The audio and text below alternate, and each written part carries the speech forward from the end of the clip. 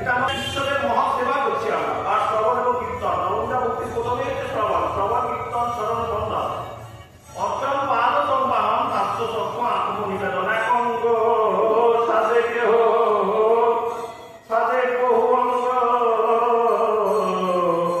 এক অঙ্গে নিষ্ঠা হলে এবারে প্রেমের তরঙ্গ।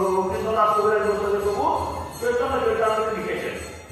একে এক অঙ্গ সাধন করছেন সুখদেব গোস্বামী, তিনি ভাগবত কথা জগৎকে পরিবেশন করছেন। আবার বহু অঙ্গ সাধন করছেন, বহু অঙ্গ সাধনার মধ্য দিয়ে ঈশ্বর প্রাপ্তি। তাই নবমীরা ভক্তির যে প্রথমে যে শ্রবণ, শ্রবণ কীর্তন স্মরণ বন্ধন অর্চন পাদ সংবাহন দাস্য, শ্রবণ কীর্তন স্মরণ বন্ধন পাদ সংবাহন দাস্য সক্ষ আত্মনিবেদন। আজকের এই দিনে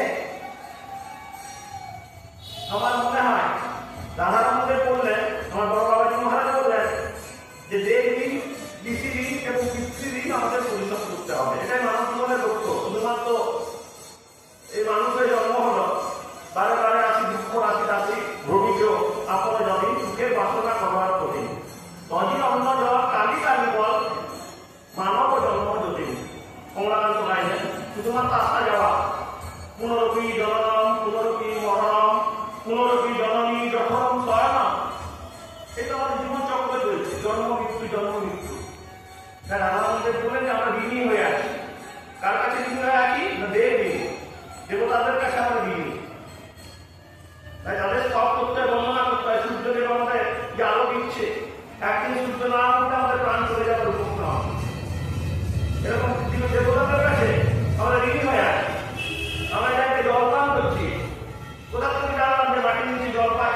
আস্থা করতে হবে, অনুভব করতে হবে। কালকান্তা করতে পুত্রে সংসার ভয়মুক্তি অভিযুক্ত সপ্তম চিন্তায় জনিতম ভাত কালকান্তা করতে পুত্র কেন স্ত্রী শঙ্করাচার্য বহু করলেন। কালকান্তা